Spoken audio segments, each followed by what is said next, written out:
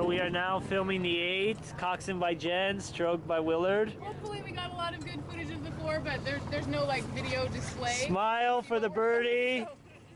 Now I have no idea if my hands are steady. They're not really even known for We have no feedback. That's okay. We work with the per blade. So Okay. this is bow pair. So what I would like to do is have you guys stay there with your outside hand, nice flat wrist. See if you can make a nice flat wrist like this with your outside hand. There you go. Take your inside hand off. Okay, and put enough pressure down on the oar handle so the oar is up, not touching the water. And let's make sure it's balanced. It looks down on port side a little bit. Okay, so I want you to think about this amount of pressure and weight on your outside hand, right? So let's come back to the release like this. Just with the blade square, but out of the water. Okay, so this is just as you're tapping down.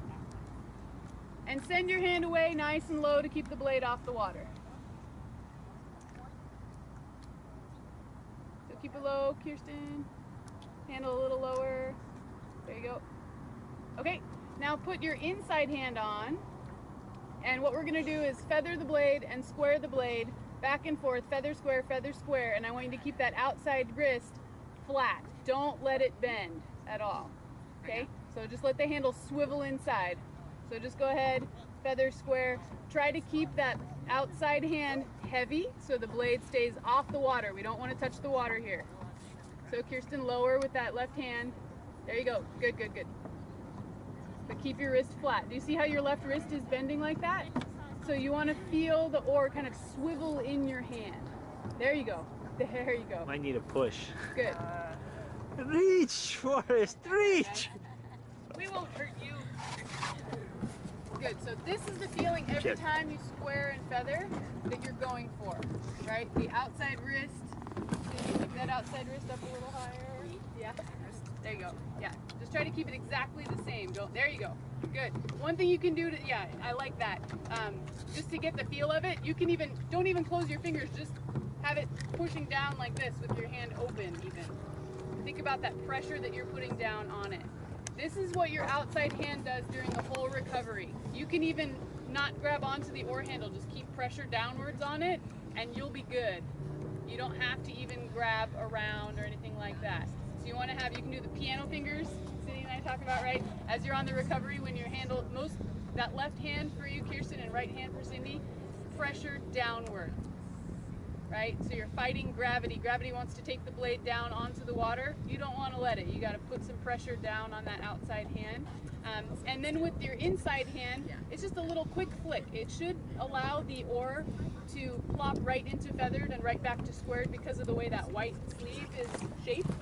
So you shouldn't have to look at it or worry about, is it really square, is it really feathered? Because it should just plop right into the correct height. And then if you have that nice loose grip, especially with your outside hand when you're square, as you come up to the catch, your blade will already be perfectly squared and you'll be ready to back it in. Does that make sense? Okay, cool. I know we're having a lot with the 4 as well. I'm seeing a lot of outside wrists moving on the recovery, and that throws off the set because it makes it so that the oar handles and the blades are much less stable and they don't stay at a consistent height. If your wrists are both down, it's really hard to control the height of your handle like that.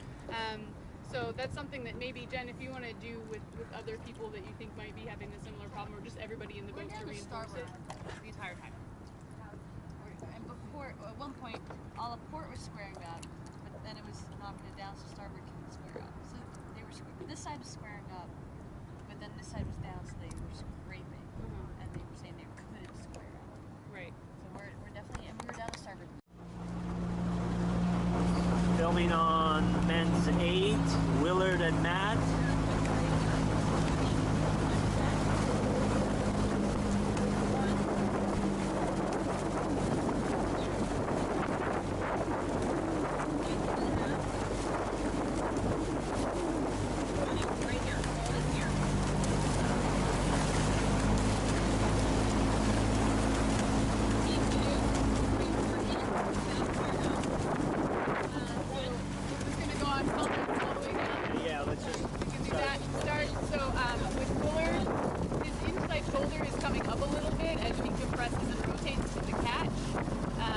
too much. It's not like higher than the outside shoulder very much, but it could be down a little bit more. He could lean a little bit more port side as he rotates up to the catch. He's got a very nice long stroke. Sometimes his hands come away a little bit slowly after the release, so we can work on a quicker swing away. For Willard, it also looks like his handle is coming away a little bit high, so he can probably lower his hands on the recovery a little bit. If you look at like his outside hand, it's about like 8 inches off the gunnel on the starboard side of the boat, so he can definitely lower his hands a little bit on the recovery. Could he lower the rigging, or the rigging about right? It's probably about right. Oh, he doesn't have a special oar. He doesn't have 3 clamps, so that might. He's got 2. Yeah. And then Matt. So for Matt, he just recently switched to starboard side, so he's still kind of, working on the roll of the hands and everything, but it looks like he's doing pretty well with it. He was a little bit tense earlier when we started switching him. His shoulders were a little tight, but he looks much more relaxed now. One thing though that I'm seeing here is as he's coming up to the catch, he's getting more body angle and arm reach, so if he could get that a little bit earlier, that would be good. A quicker swing away to get the body forward and the arms fully straight before the seat starts to move. Especially at the very end there, we see a little like reach, like a little bump. Incidentally, that's a cool thing. Sometimes, not all. Heather? Heather is pulling at the release here. It's kind of, you can see there's this like heave a little bit at the very end where the release circle is actually coming out of the water. Let me get the blades. Similar to what Bob Orr was doing, so she's kind of like throwing water a little bit. I think she might be rigged too high. That's part of it. It's hard for her to keep the blade in the water because she's rigged too high. We're right now over there, so maybe skip the calling. Yeah, we'll come back to 6 and 5. Colleen also has a little bit of a heave in the arm there. Early, and I think she also might be rigged a little high. We got a good wing. Whoa! Where are my codes? Woo!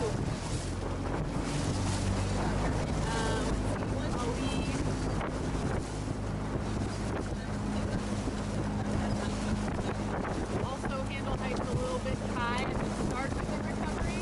She's lowering it kind of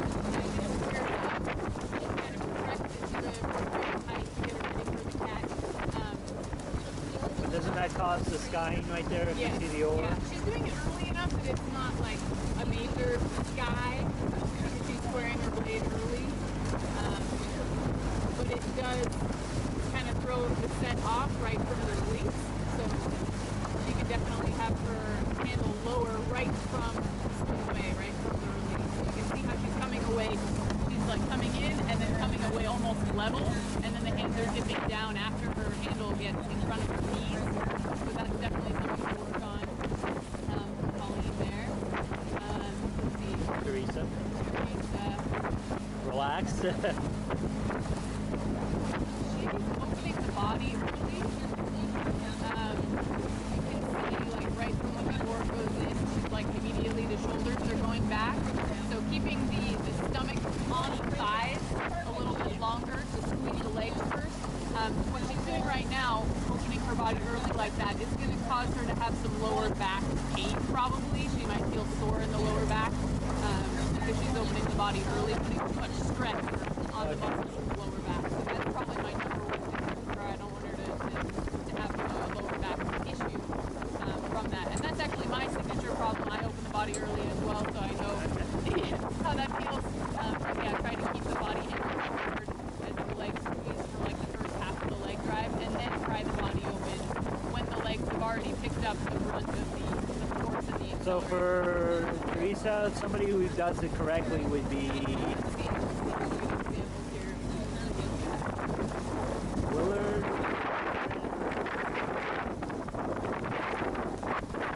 That is actually pretty good at segment 29.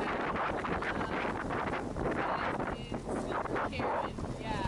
Okay. Karen is there. 75. Ironically, that's who's next on the list. Yeah. So we didn't quite finish Heather, but Okay. I think she's rigged a little high, which is causing her to wash out at the release, kind of throw water like the way Bob was. I think she's also starting to squeeze the legs down sometimes a little bit before her blade is fully locked in the water. So, still working on backing it in. For Karen, I'd say a little bit of posture control here. It looks like her hips are kind of slouched under a little bit. So kind of rotating the hips to make it feel like you're sticking your butt out will help a little bit with that. It seems a little bit the lower back area looks a little curled under. So to support the lower back and avoid any injury or strain, just changing that posture a little bit for Karen I think would be a good thing. Let's see, bow pair.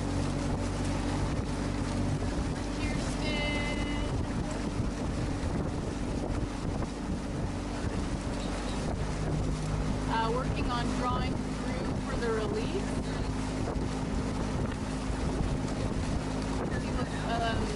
Her arm draw looks a little bit gentle, which I'm not saying she should try to keep it or anything, but it looks like she's kind of more placing the oar handle rather than trying to keep it accelerating all the way to her body.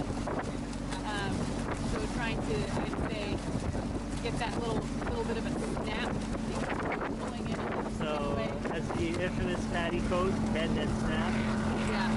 Sorry. Hopefully we can still hear us through the thunderbolt noise.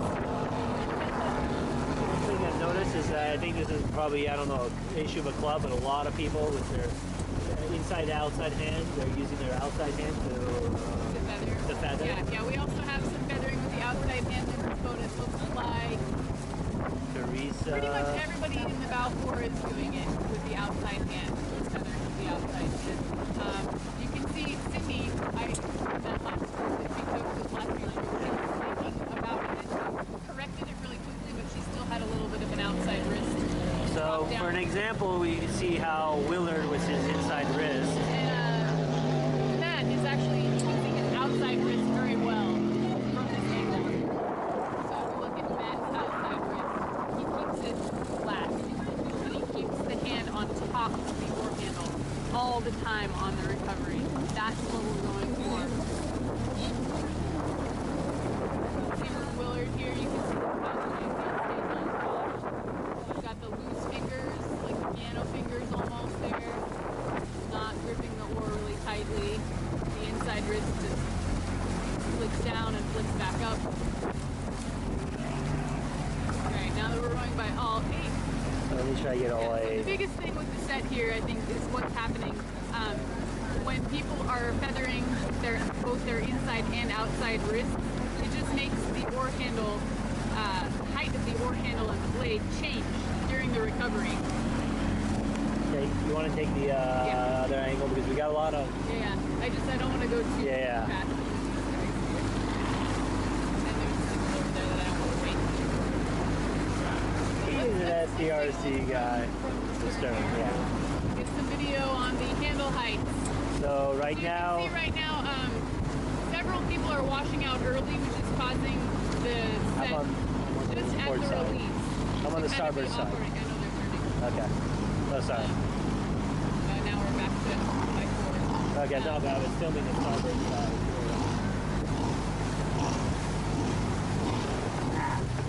Yes. We know you got a big ego.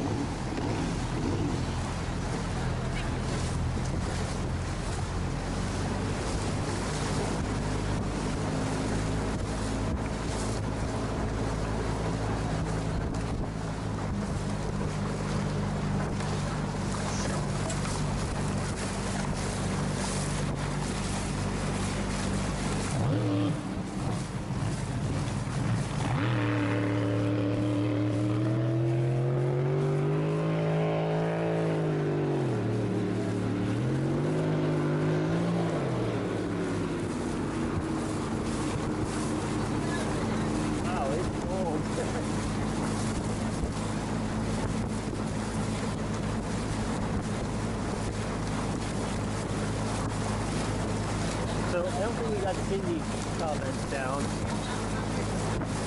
And right now they're rowing by only 2. Poor Cindy.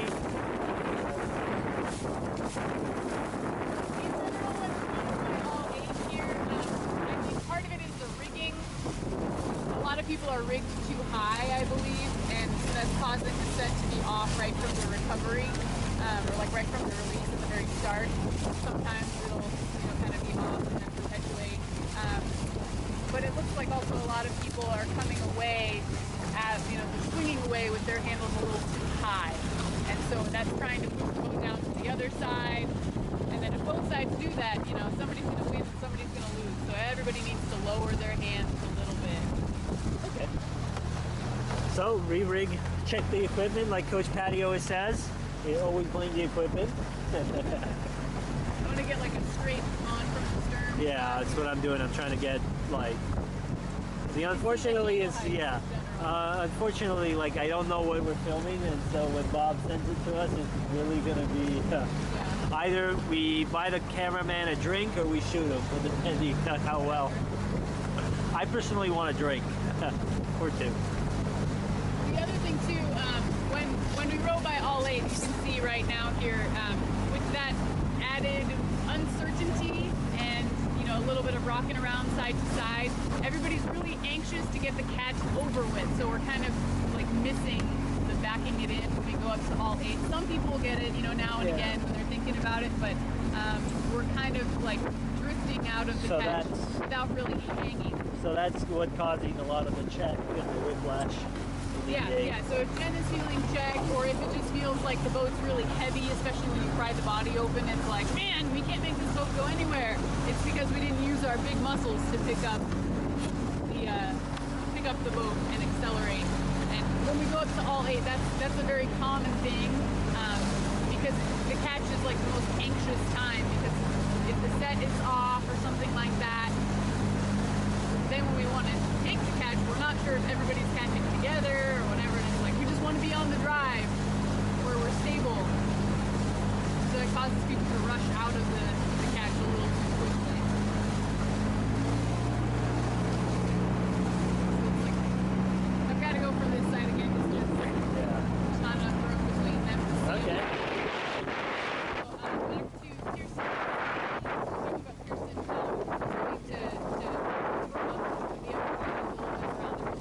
back to Kirsten. Talking about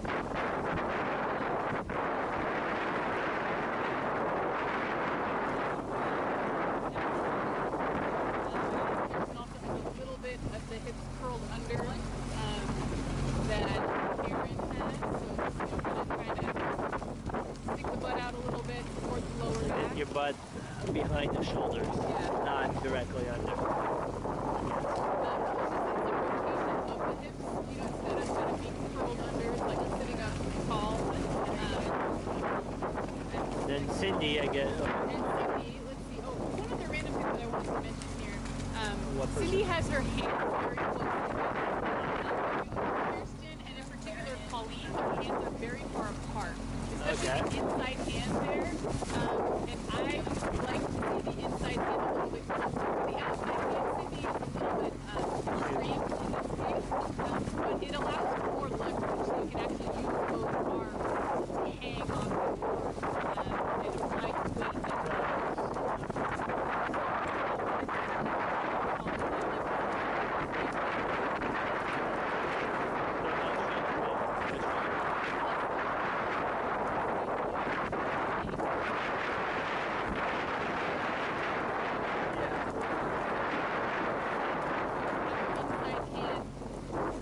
Away from that part where it starts to get wider, like just on the inside where it's flat.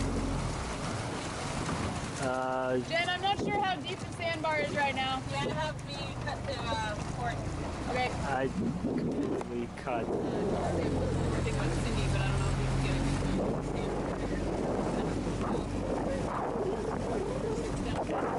It's filming.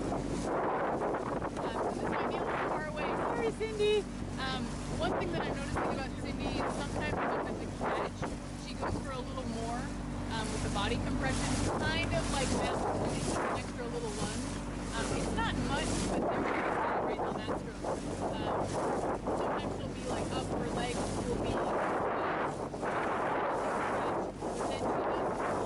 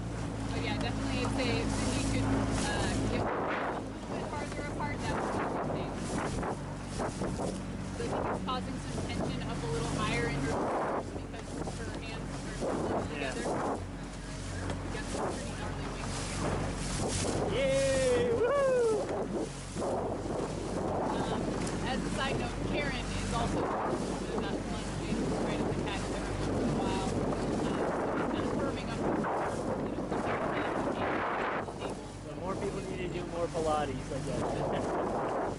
Firm up those four.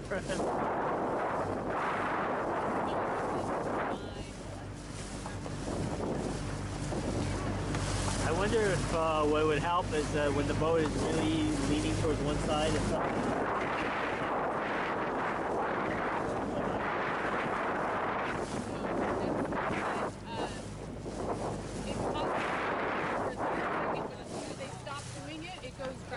Not but I mean just like pushes it and heave out but it pushes it up and then it falls immediately back down usually.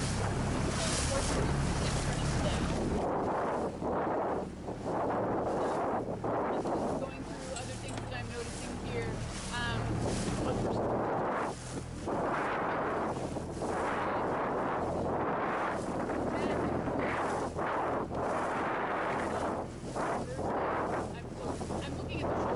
now. And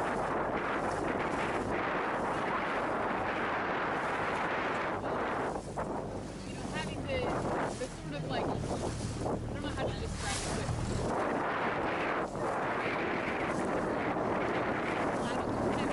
a little bit, and so you're kind of curving and making this concave shape, but they're doing it so that their chin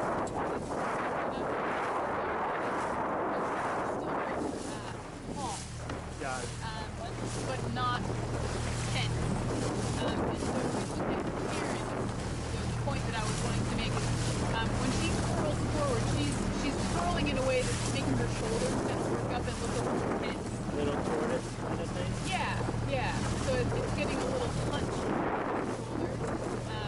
So I'd like to see her kind of have her shoulders a little punch and try to keep her chest up a little bit more instead of having it look like collapsed in the clavicle sternum area. That'll also help with some of those kind of core posture things. Because obviously when you straighten your arm forward like that, you're gonna have some concavity there. But she's kind of hunching a little bit. So it's like her shoulder blades are angled up or something.